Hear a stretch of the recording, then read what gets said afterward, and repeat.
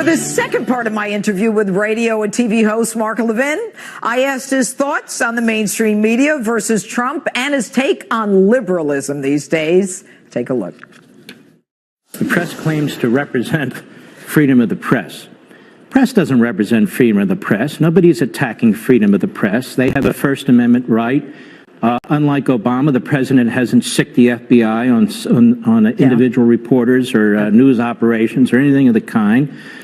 So the press is free to be bombastic, and they have many drama queens in the press who really aren't reporters. They are big mouths. They are trying to promote themselves. And you know what they're doing?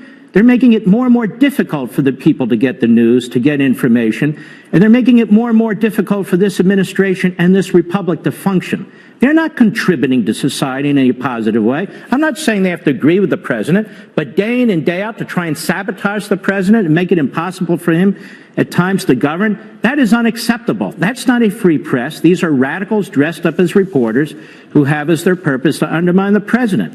As for liberalism, well, it's not liberalism anymore. It's statism and progressivism. These are radicals. Just listen to their leadership and so forth. You want to impeach a president of the United States the day he's elected?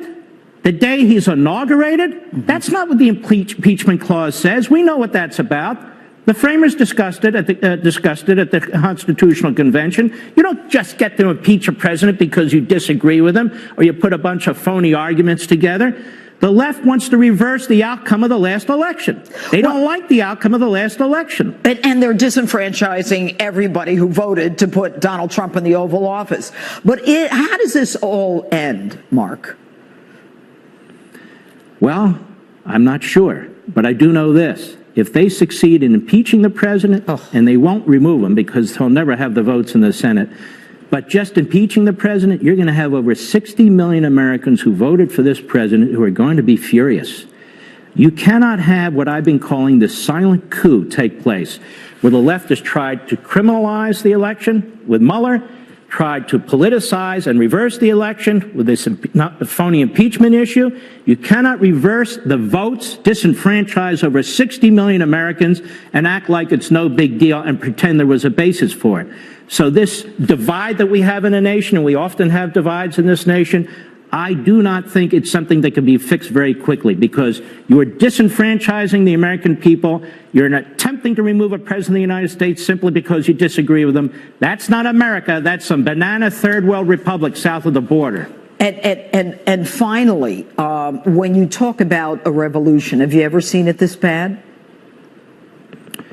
The Civil War was bad. I mean, we've had the riots in the 1960s was bad. What's different here to me is the institutionalization of the statist progressive agenda, which means you're not allowed to elect a president from the outside who wants to change what's going on in this country, even if the American people want to change it. Okay. The left felt that they were going to have their third term of Barack Obama.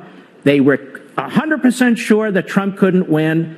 He wins, and now they have spent 24/7 trying to destroy him, undermine, and by the way, destroy and undermine his supporters. The media in this country and the Democrat Party in this country are attacking a big faction of the American people day in, day out, calling us Nazis, cultists, racists.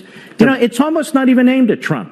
It's aimed at tens of millions of Americans out there who finally have stood up and done something to their government, with their government, that we think is very, very effective, and the left cannot tolerate it.